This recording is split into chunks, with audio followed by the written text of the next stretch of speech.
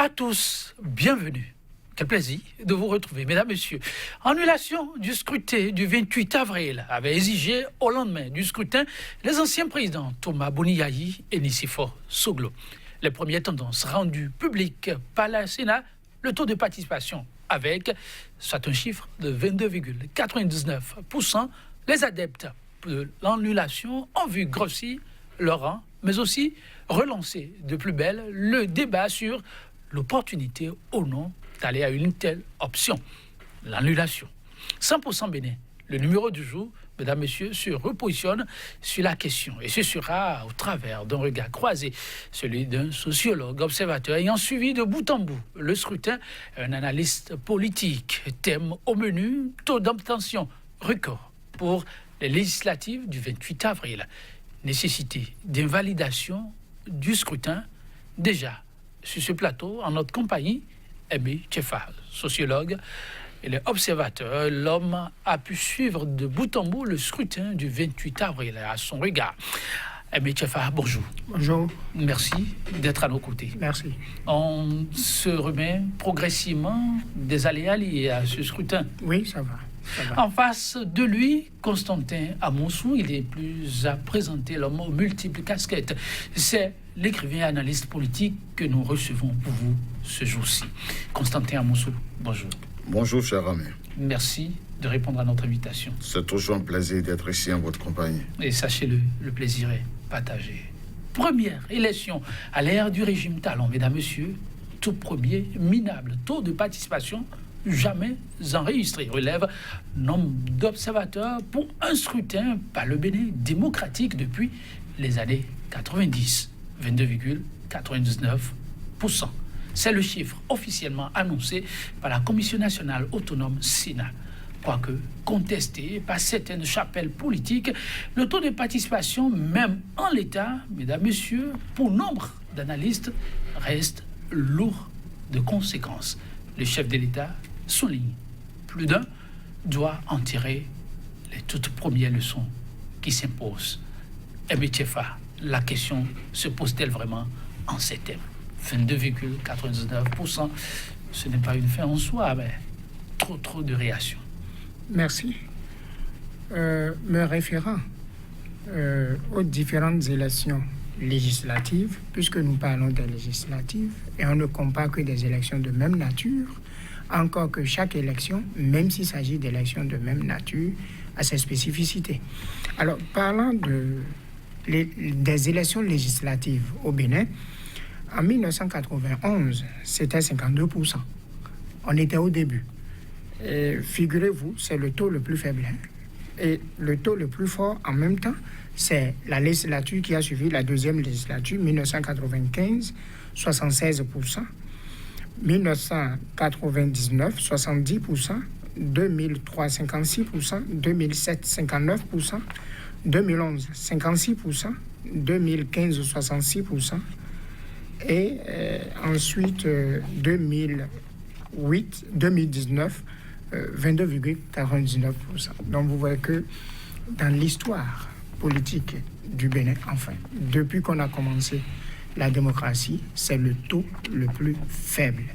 Il y a matière à s'interroger, il y a matière à s'inquiéter, il y a matière à chercher à savoir si ce taux est recevable ou non en matière de validation ou d'invalidation du scrutin. Quelque part, c'est un indicateur, parce que c'est un chiffre, c'est un indicateur de malaise de notre processus démocratique. Et mieux, quand on parle d'un taux de participation, il faut encore savoir le lire. Le taux de participation signifie simplement tous ceux qui se sont déplacés de chez eux pour venir voter. Là-dedans, vous avez des bulletins nuls, c'est-à-dire des bulletins ayant été mal cachetés. Ensuite, vous avez des bulletins blancs n'ayant été nullement cachetés. Et maintenant, quand vous sortez tout cela, il reste le suffrage réellement exprimé. Juste là encore, la Sénat ne nous a pas dit le suffrage réellement exprimé. Or, c'est un indicateur dont nous avons besoin. Et si on vous disait, par exemple, que le suffrage réellement exprimé fait, par exemple, 18%, d'entre les 22,99% comme taux de participation.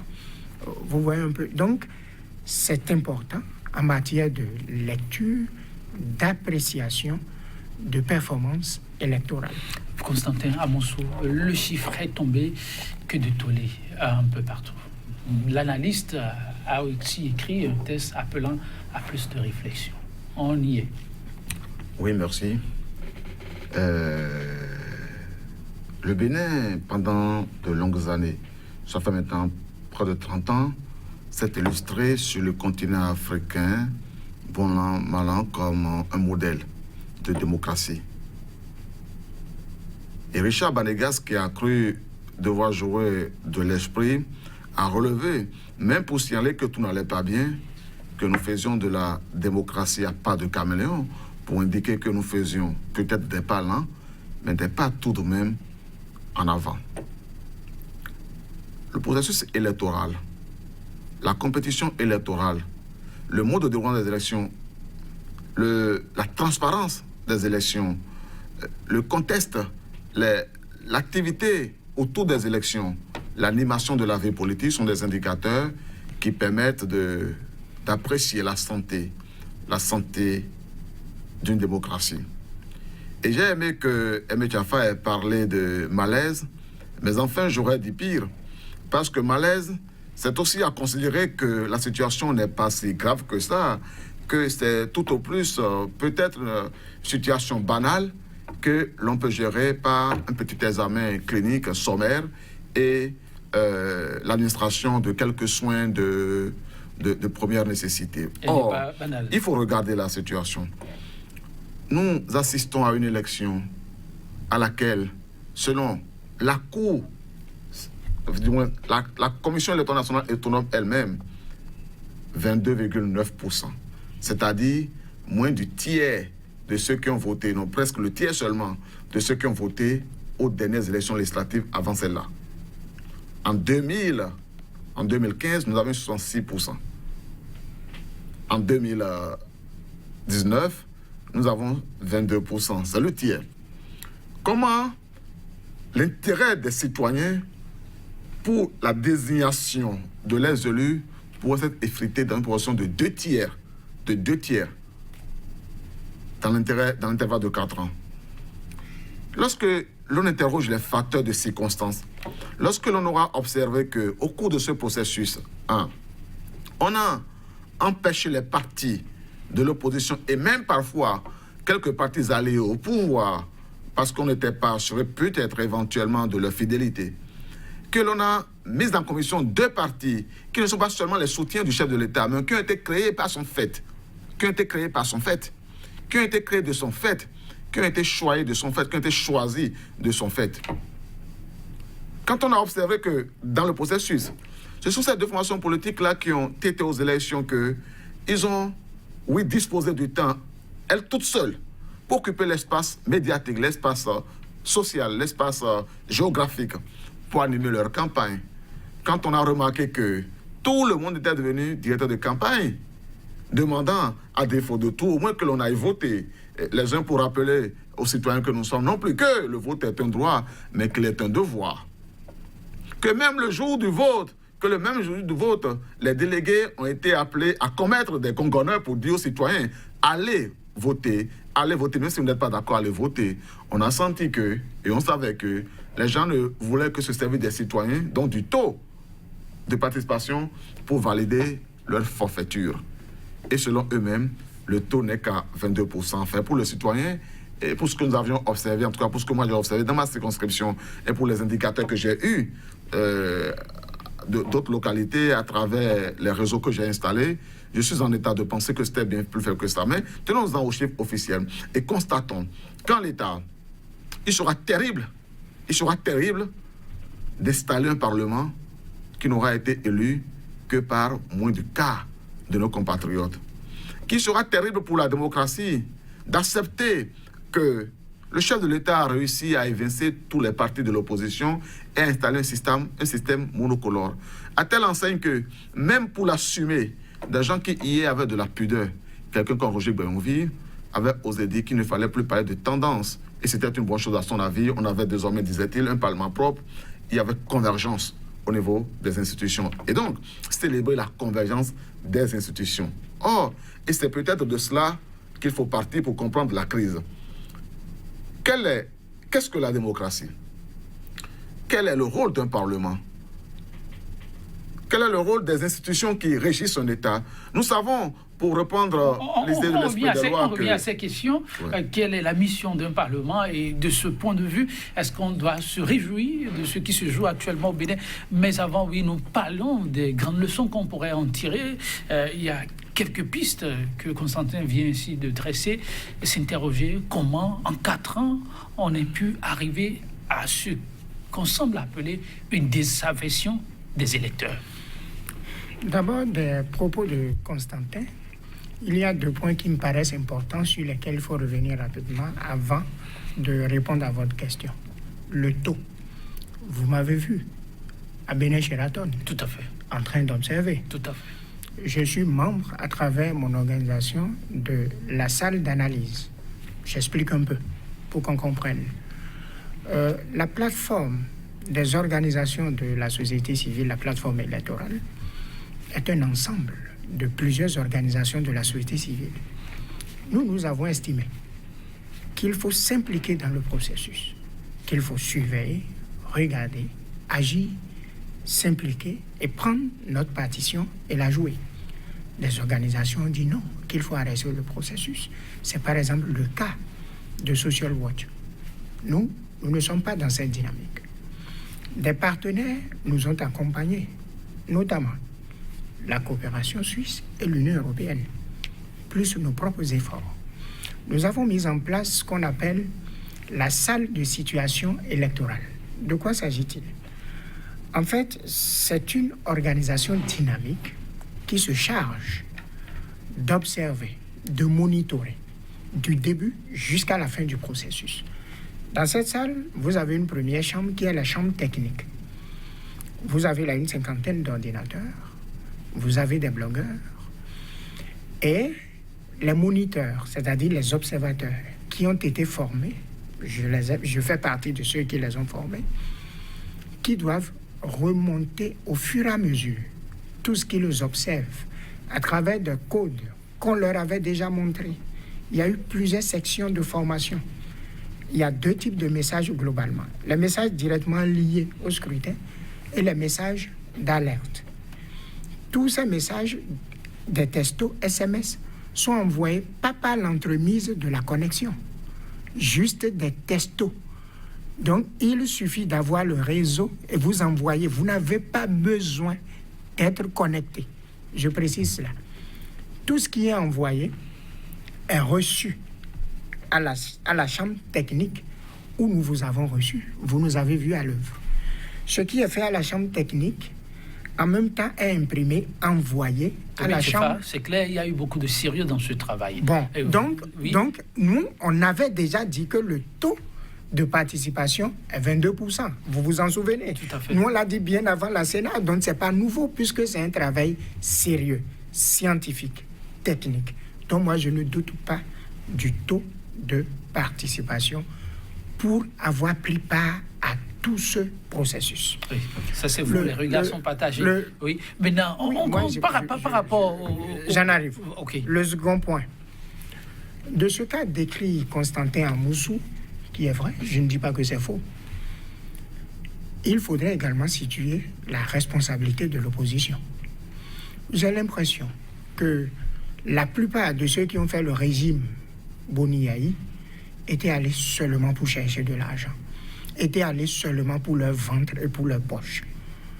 Lorsque vous avez eu la chance d'accompagner un chef d'État pendant 10 ans et que vous avez tourné de département ministériel en département ministériel, vous devez être capable d'acquérir du savoir, de la connaissance que vous devez désormais utiliser pour votre famille politique.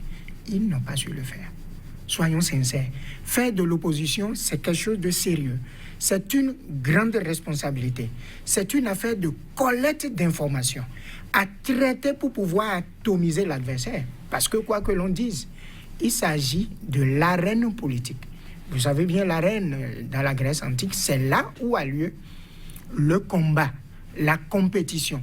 Donc, au sein d'une arène politique où chaque catégorie d'acteurs a des stratégies à développer et que vous êtes opposant, l'opposant, c'est qui en fait?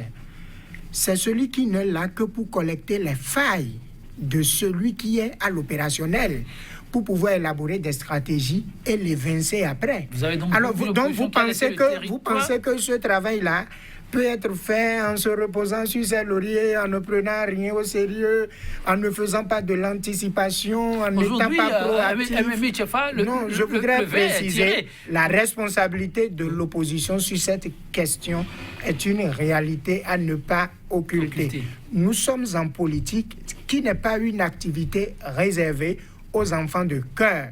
Et je voudrais souligner que ceux qui sont opposants aujourd'hui, si demain ils arrivaient au pouvoir et qu'ils ont l'opportunité ou l'inspiration de faire ce que le régime Talon est en train de faire, vous pensez qu'ils ne feront pas? Moi, je n'ai rien à foutre. Mes préoccupations sont au-dessus de ça. Sur ce plateau, je suis universitaire, je suis analyste en toute indépendance. Je ne me mêle pas intimement des guéguerres inutiles entre opposants mouvanciers qui ne nous amènent rien. Alors, les opposants passeront, tous passeront, nous serons comme nous sommes. Il n'y aura rien de spécifique qui changerait. De l'avant. Allons de l'avant. Allons de l'avant, oui. Vous voulez faire un rapport avant qu'on aille de l'avant? Non, j'ai à dire sur le reproche qu'il fait à l'opposition. Je rigole, j'ai rigolé, j'ai été obligé de rigoler quand j'ai suivi M. Tiefa, parce qu'il est facile de sa position d'observateur d'avoir à dire que l'opposition n'a pu rien faire pour empêcher le pouvoir d'aller là où il voulait aller. Suivez bien, moi j'ai suivi ce processus de près, parce que par ailleurs, j'étais très, très impliqué.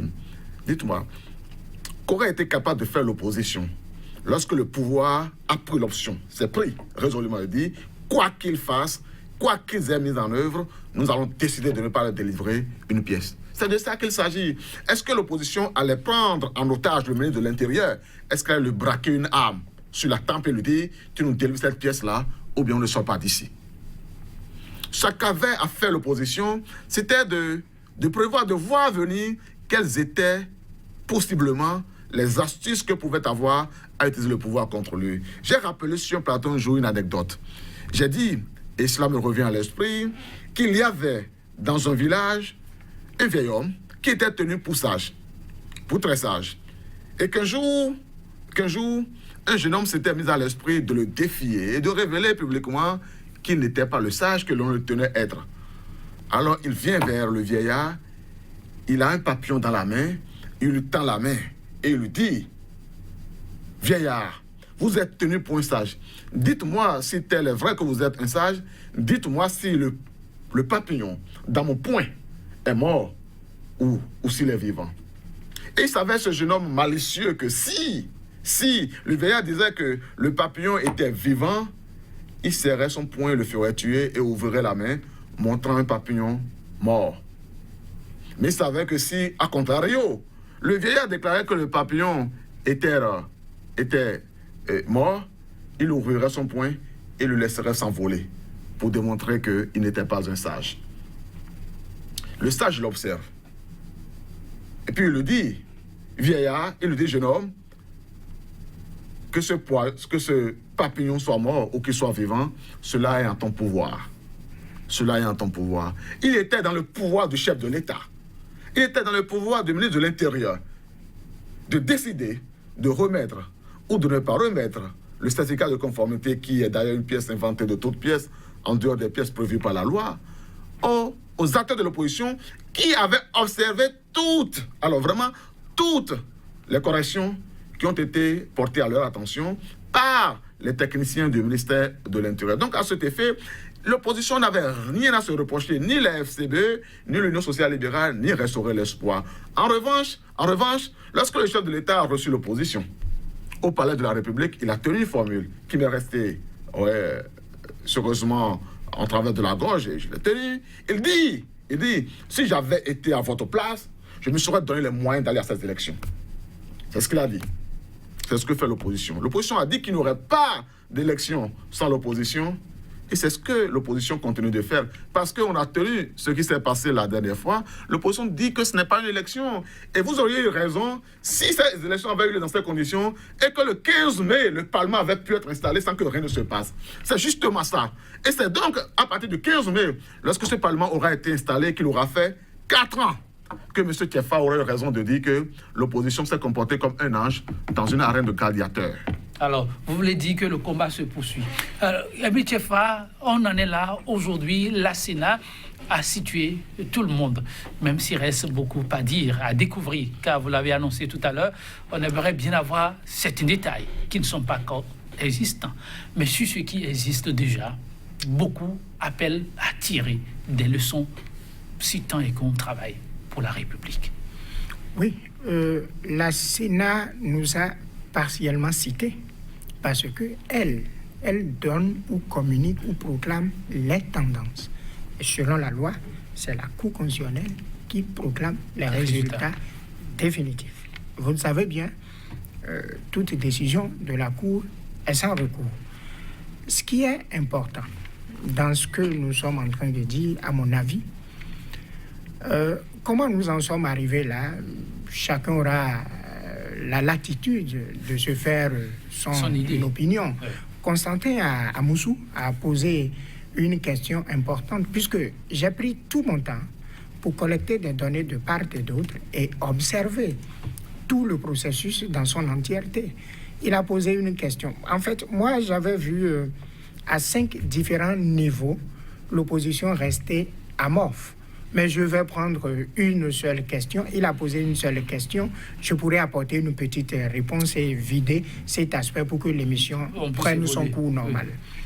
Lorsque le chef de l'État, à l'issue de la proclamation de la liste retenue par la Sénat, avait donc invité, s'étonnait, et avait donc invité toute la classe politique, notamment le Parlement, pour trouver une solution législative dans un cadre juridique, opérationnel, légal, ça c'est vrai. Il faudrait procéder ainsi. Je pense qu'il faut procéder ainsi. Qu'est-ce que l'opposition a fait? À mon avis, je me mets dans le postulat de Constantin Amoussou que c'était l'opposition qui était écartée de mauvaise foi par le chef de l'État et que nous supposons à eux, le chef de l'État confie au Parlement, composé d'opposants et de mouvanciers, de légiférer de façon dérogatoire pour trouver une solution. À mon avis, eux, ils devraient déjà venir avec une proposition. Voici ce que nous proposons. Monsieur le Président de la République, prenez une copie. Nous rendrons également copie à l'Assemblée nationale. Qu'est-ce qu'ils ont proposé? Rien. Ah non, ah non.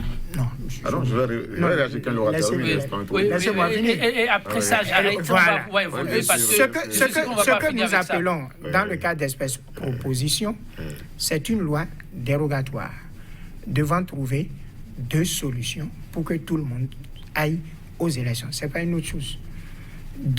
C'est-à-dire, il faut être exigeant quand on a le pouvoir de l'être. Ils se sont fait prise au piège. Ceux qui ont fait les 10 ans pour accompagner Yaïboni n'étaient préoccupés que par leur ventre et leur poche. Allez voir chez les socialistes comment on fait de l'opposition. Allez voir au Labour Party comment on fait de l'opposition. Allez voir chez les chrétiens démocrates comment on fait de l'opposition. C'est pas ça. C'est quelque chose de sérieux qui s'apprend. Ce n'est pas une blague. Lorsque vous n'avez pas le pouvoir et que vous êtes dans la posture d'un opposant, on travaille sérieusement pour avoir le pouvoir. Des séances de coaching. J'en ai fini sur cela. Des séances de coaching s'imposent pour eux. On le laisse réagir rapidement et puis on va évoluer. Oui. Allez-y rapidement parce que le temps nous fera défaut. Juste là, c'est très important que je réagisse. J'étais ici en ma qualité d'analyste politique. Il s'impose de plus en plus en moi de rappeler que par ailleurs, je suis membre d'une formation politique et que je suis même un des candidats aux élections législatives. Je peux dire au nom du parti auquel j'appartiens 2 choses. La première, que non seulement nous avons pris très au sérieux le travail qui doit se faire au niveau de l'opposition, mais qu'en plus de ça, nous avons un laboratoire qui fonctionne très bien sur toutes les questions, de façon à avoir une vue, avoir une paranoïaque sur tous les enjeux, sur toutes les questions d'actualité et sur chacun, même des enjeux stratégiques, nous avions su nous organiser. Vous comprendrez que c'est pour cela que sur des questions données, pendant que un ou deux partis de l'opposition prenaient telle position, un ou deux autres prenaient telle autre position, pour que dans tous les cas, on ne puisse pas dire que le tort c'était d'avoir fait ceci au lieu de cela. Et vous avez vu que quand bien même on a fait ceci, on a fait cela, les deux options qu'il y avait, le chef de l'État et ses soutiens avaient toujours trouvé des raisons pour dire, même dans ce cas comme dans l'autre, vous aviez fauté, vous ne pouviez pas être pris en considération. Et donc, c'est une vue de l'esprit de dire que l'opposition n'a pas... Non, qu'est-ce que vous avez déposé? J'ai pas fini. Est-ce que vous avez fini? Allez-y. Est-ce que vous... Deuxièmement, l'USL a donné... Quand vous parlez, je vous ai laissé terminer. Alors, vous devez avoir la patience. Vous êtes pédagogue, vous êtes enseignant, etc. et tout, d'écouter jusqu'au bout. L'USL a sorti une proposition de loi en citant les points qu'on devait corriger et même en proposant un calendrier de modification du calendrier électoral pour rester dans les délais constitutionnels. Même ça, c'est-à-dire que nous sommes allés jusqu'à... Non seulement on a prévu les articulations à toucher au niveau de la loi électorale pour aller jusqu'au bout, et ensuite, nous avons même proposé un calendrier d'ajustement pour que la prise en considération de ce que nous avions proposé ne puisse pas empêcher de se dérouler dans les délais constitutionnels. Nous avions fait jusqu'à cette étape-là. Donc vous êtes sous-informé quand vous dites cela. Enfin, dernière chose, est-ce que c'est une hypocrisie? En pays fond, on dit, je vais le dire peut-être en fond avant de le traduire en français, on dit « Et ton fils est difficile, tu veux aller me rejoindre ». C'est-à-dire que... Oui, c'est-à-dire que ce n'est pas faux de savoir par quel endroit précis l'enfant sort, que l'on fait semblant de chauffer un autre endroit du corps. En réalité, tout le monde savait, et l'opposition en particulier, qu'il n'y avait aucun problème lié à la loi. Et le chef de l'État a voulu utiliser une ruse et obtenir de l'opposition qui a dit non, le problème n'était pas là. Moi, je ne viens pas m'asseoir pour dire après, j'avais voulu régler le problème, il n'était pas arrivé. Parce que, vous voyez, où est le problème de droit qui se pose? Lorsque on a fait aux partis de l'opposition qui ont déposé les dossiers de façon régulière au niveau du ministère de l'Intérieur des observations. On a dit, vous voyez, il y a ceci et cela à corriger. Et que toutes ces choses ont été corrigées dans le délai et ont été déposées, même si on considère que le certificat de conformité était finalement acceptable parce que la Cour constitutionnelle avait imposé, on n'avait qu'à le délivrer à tout le monde, y compris au parti de l'opposition. Et donc, quand on ne le délivre pas, ce n'est pas un problème de la loi. C'est la volonté politique. On a décidé de ne pas délivrer. Si vous décidez, monsieur Joël, de ne pas me donner la parole, que puis-je sur le plateau? Si vous décidez que désormais, dès que je prends la parole, vous me coupez le micro, qu'est-ce que je peux contre? Si vous ordonnez à votre technicien de couper le micro pendant que je prendrai la parole, qu'est-ce que je pourrais contre? Si vous décidez que vous donnerez 3 fois le temps de parole que j'aurai à monsieur Tiefa, qu'est-ce que je pourrais contre? Alors quelle la faute finalement si l'on revient dire que M. Amoussou aurait dû faire ceci, aurait dû faire cela? C'est de ça. Il n'y avait aucun problème de loi. Et enfin, pour finir, vous observerez que dès l'instant que nous avons même fait semblant de croire qu'il y avait un problème de la loi, pour qu'on ne dise pas que c'est l'opposition qui a boycotté, que nous sommes allés le lendemain du jour des décisions, disons de la proposition consensuelle qui a été proposée et qui a été soumise disons, à l'ensemble, qui devrait être soumise à l'ensemble des parlementaires, nous avons vu la chape de plomb, nous avons vu la mobilisation des acteurs, des clés de la mouvance, quand l'opposition, au prétexte que l'opposition était prête cette fois-là à toucher la Constitution alors qu'elle n'était pas prête. Et donc, fait porter à l'opposition la responsabilité d'avoir voulu réviser la Constitution. Et pourtant, c'est parce que l'opposition aura dit finalement, d'accord, on ne touche pas à la révision de la Constitution, ce principe, on l'enlève, que les gars disent, les gars du pouvoir ont dit, ah, cette fois-ci, si on ne touche pas à la Constitution, nous, on ne vote pas. Donc, vous comprenez très bien que c'est un jeu, quel que soit... En tout cas, mesdames, messieurs, chers téléspectateurs, la situation du Bénin reste exceptionnelle. Constantin Amoussou, on vous aura compris. Et bien, Tiefa aussi, sur ces questions, les piétinements qu'on a observés jusque-là. Mais là, aujourd'hui, on a des tendances disponibles officiellement par la Sénat, l'organe en charge de l'organisation du scrutin. Mais Tiefa, la question que beaucoup se posent aujourd'hui avec ces données, quelles leçons doit-on tirer? Certains pensent que la première personne qui doit lire ces résultats reste le chef de l'État. Vous répondez quoi? Oui, le chef de l'État est un acteur clé, un acteur prépondérant dans le système démocratique, dans le système politique organisationnel de notre pays. N'oubliez pas, au Bénin, nous sommes dans un régime présidentiel selon la Constitution du 11 décembre 1990. Donc, de ce point de vue, il est un acteur très engagé. D'autres acteurs sont également engagés, tels que le président de la Cour constitutionnelle et ses collègues, donc les membres de la Cour constitutionnelle.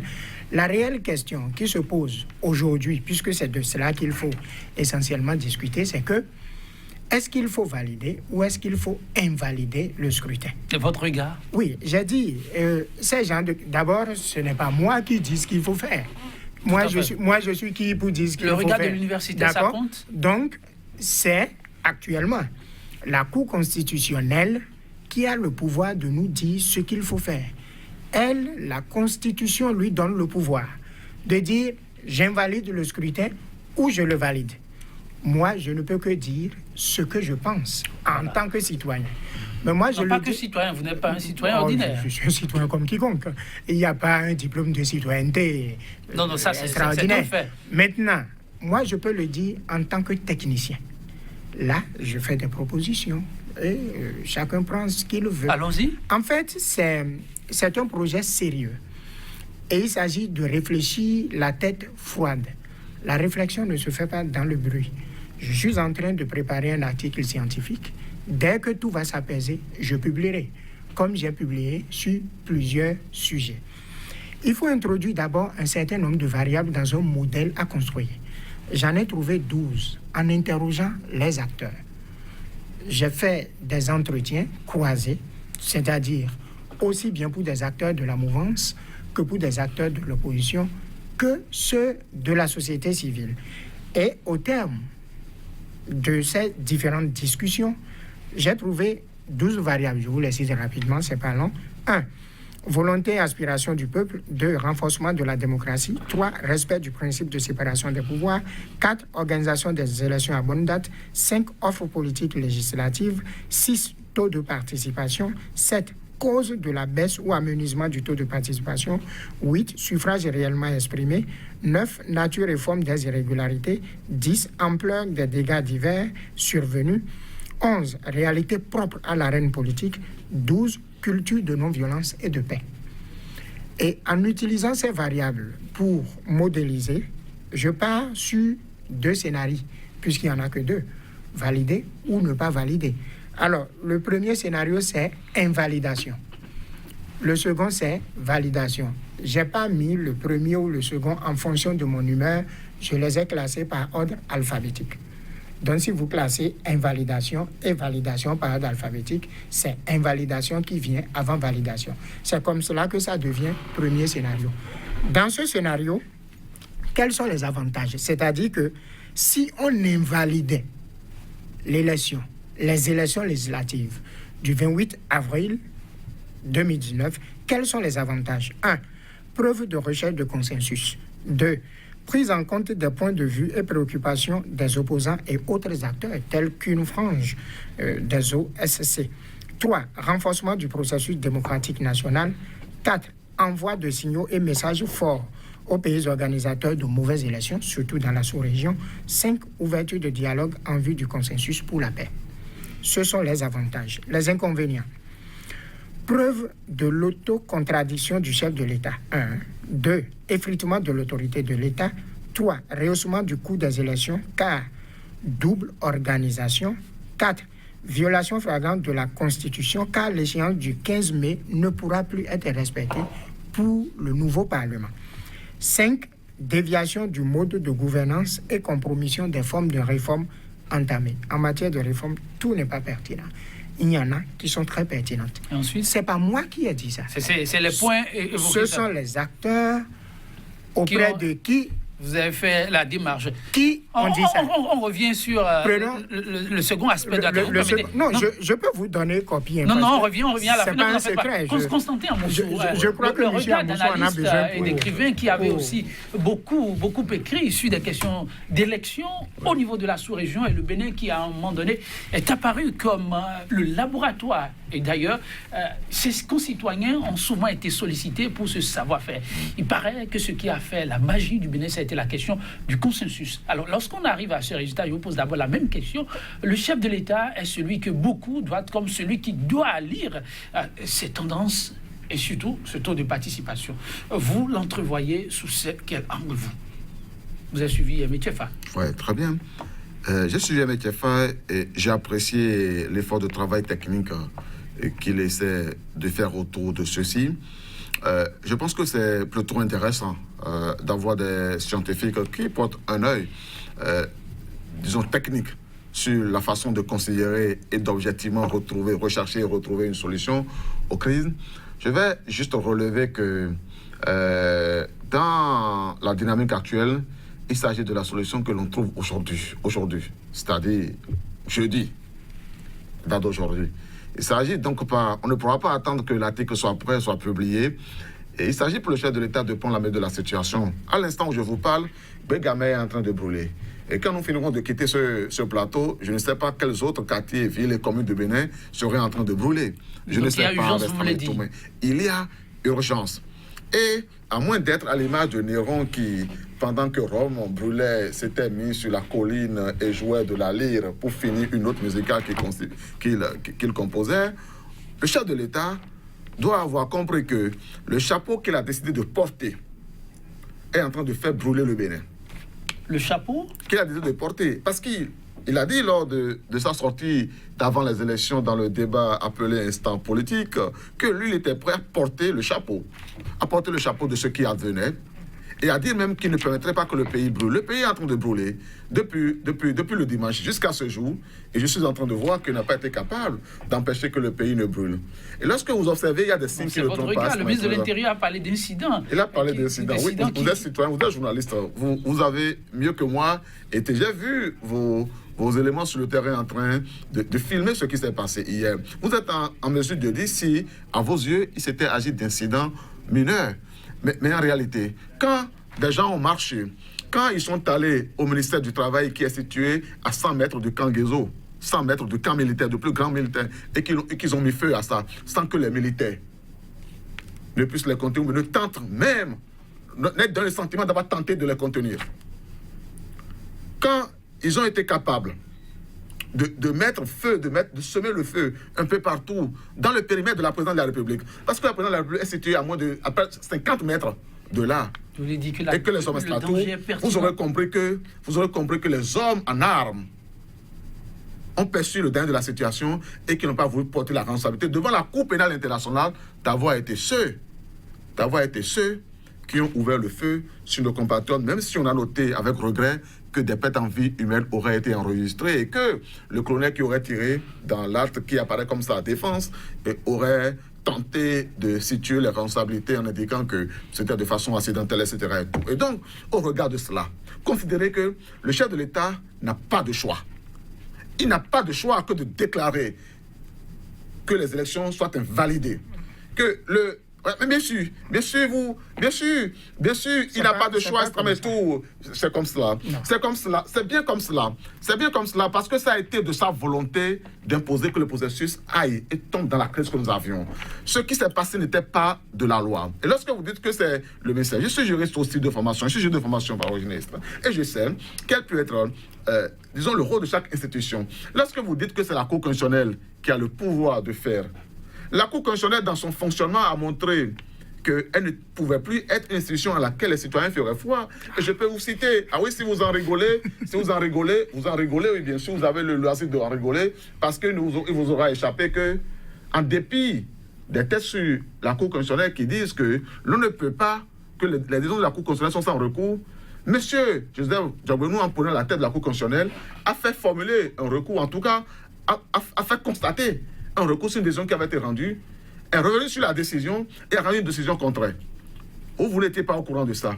Si vous êtes au courant de ça, dites-moi de quelle façon vous faites confiance en une juridiction comme cela. Si vous êtes citoyen du Bénin et que vous croyez à l'habitat des institutions, dites-moi en quelle mesure vous faites confiance à une institution dirigée par une personne qui, dans son rôle de garde des Sceaux, avait foulé au pied la décision qui était rendue par la Cour. Si vous êtes citoyen d'un pays qui croit au règlement des conflits par les institutions, dites-moi quel est votre état d'esprit lorsque, à l'appui des revendications, des réclamations qui étaient portées par le PRD à la Cour constitutionnelle, les membres de la Cour qui ont examiné le dossier se sont contentés, même en ayant les preuves à l'appui, de dire qu'il s'agit d'allégations fantaisistes, alors que les preuves étaient là. Et quand lieu et place de cela, on a lancé des pressions de l'acharnement policier contre les personnes qui avaient apporté les preuves au prétexte qu'elles auraient tenu les preuves de façon frauduleuse. Et vous voulez quel arbitrage de quelle institution? Non, ce dont il s'agit, c'est que les institutions ont perdu leur crédibilité. Il ne s'agit pas simplement de la Cour, que ce soit la Cour constitutionnelle, que ce soit la Sénat, que ce soit le Parlement, que ce soit le chef de l'État en tant qu'institution, a perdu son crédit. Alors, il s'agit de restituer le pouvoir aux citoyens. S'ils ne le font pas, nous on n'exige rien de lui. S'ils ne le font pas, les citoyens seront obligés de faire ce qu'ils sont en train de faire. Et personne ne présume de ce que ça va donner. C'est ça qui est la vérité.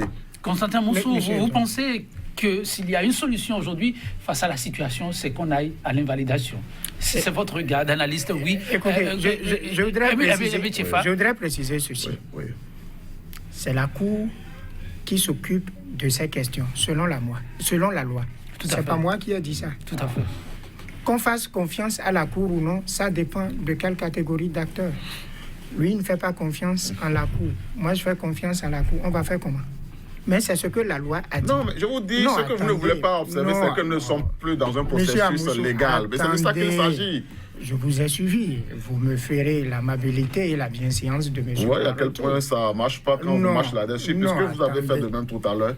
Bon, allez-y, on continue. D'accord, pendant combien de temps? Vous passez l'expérience. Pendant combien de temps? Ok, mais Constantin, il a compris. Vous avez la parole. Allez-y. Donc, c'est la Constitution qui le dit. Ce n'est pas moi. Ce n'est pas M. Amoussou, ce n'est pas vous. La Cour constitutionnelle a le pouvoir de valider ou d'invalider l'élection. Ça, c'est la première remarque.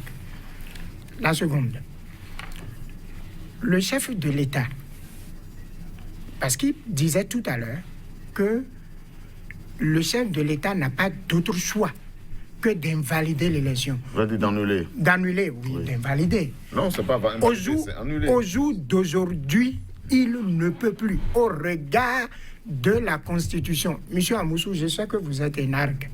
Lisez bien la Constitution. Dès lors que le chef de l'État convoque le corps électoral et que le système est mis en branle et qu'il n'ira pas arrêté jusqu'à ce que nous allions aux élections, il n'a plus le pouvoir. Si nous devons nous adresser à quelqu'un aujourd'hui, c'est aux membres de la Cour constitutionnelle. Ce n'est plus au chef de l'État. Constitutionnellement, il n'a plus le pouvoir. Lisez la Constitution. Ah, vous me parlez de lire la Constitution. Parce que si mes apostles sont obligés de répliquer. Non, attendez que je finisse. On ne peut pas me faire... Oui, mais attendez que je finisse d'abord. Je ne peux pas finir avant que vous ne revendiquiez. Attendez que je finisse. Oui, allez-y. Je vous donne 2 minutes parce qu'il nous reste plus beaucoup de temps. Donc, qu'est-ce que je suis en train de dire? Ne nous adressons plus maintenant au chef de l'État. Adressons-nous aux 7 sages de la Cour constitutionnelle. M. Farah, il ne reste que 2 minutes, m'a informé le réalisateur. Je vous donne une. Permettez-moi de allez-y rapidement. Maintenant, je dis, moi en tant que technicien, je n'ai pas de conseils à donner à qui que ce soit. J'ai à faire parler ma science. Dans ma science, lorsqu'on est dans des situations du genre, on construit des scénarios, on les croise et on voit le scénario le plus plausible. Je l'ai fait. Les autorités ou l'autorité aura à se décider. Donc, dans mon rôle et dans ma posture, c'est pas à moi qui revient de dire aux 7 sages ce qu'ils feront. Moi, j'ai fait un travail. Si ça les intéresse, ils prenaient en fond ce qu'ils veulent. Merci à M. Farah. Je prends un peu, vous en donne un peu en 2 ans. Pour plus d'un, la question de légitimité se pose avec un pourcentage comme celui-là. Il y a eu un intrus dans la maison, c'est l'abstention qui n'était pas invité forcément, mais qui a fait amende honorable, 77,1%. Si, en l'état, ces élections étaient validées, ah non, les députés élus ont de légitimité, c'est vrai, elles seraient faibles. Ils ont de légitimité, pourquoi? En sciences politiques, c'est pas moi qui le dis, c'est la science politique qui le dit. Monsieur Amoussou, restons... Merci beaucoup, merci, l'essentiel est entendu. S'ils ont été élus, s'ils sont venus par un processus électoral, ils ont la légitimité. Merci à vous. Oui, vous avez aussi le réalisateur nous excuse. On va grailler 30 secondes. Okay. Allez-y rapidement. Je pense que M. Aimé Tchefa aurait besoin de se faire mettre à jour sur la teneur de la notion de légitimité qu'il faut savoir opposer à la notion de légalité.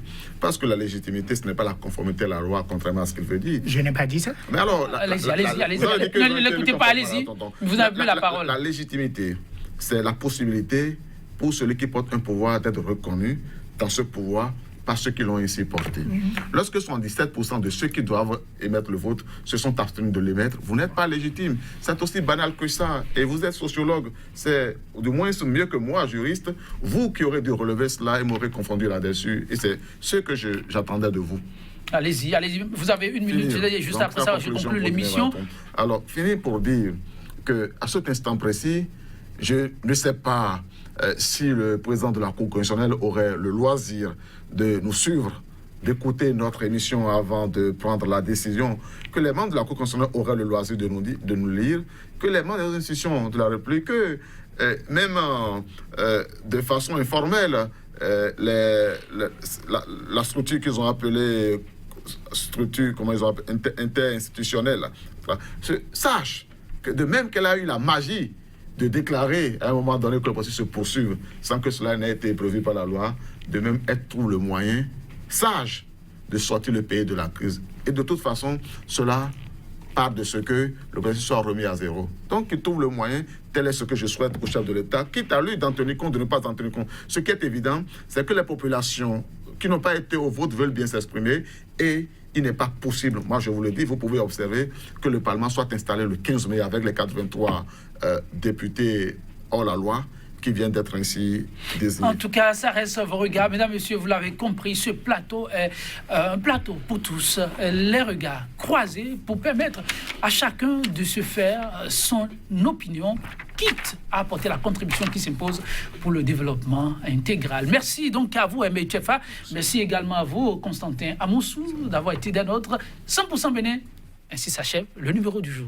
Cicéron, avant de vous fausser compagnie. Une grande âme doit, dit-il, s'attendre à livrer les plus terribles combats pour conserver sa liberté. Autrement, il devient esclave à vie. Mesdames, Messieurs, merci de rester des hommes libres. À très bientôt pour notre numéro de 100% Bénin. Au revoir.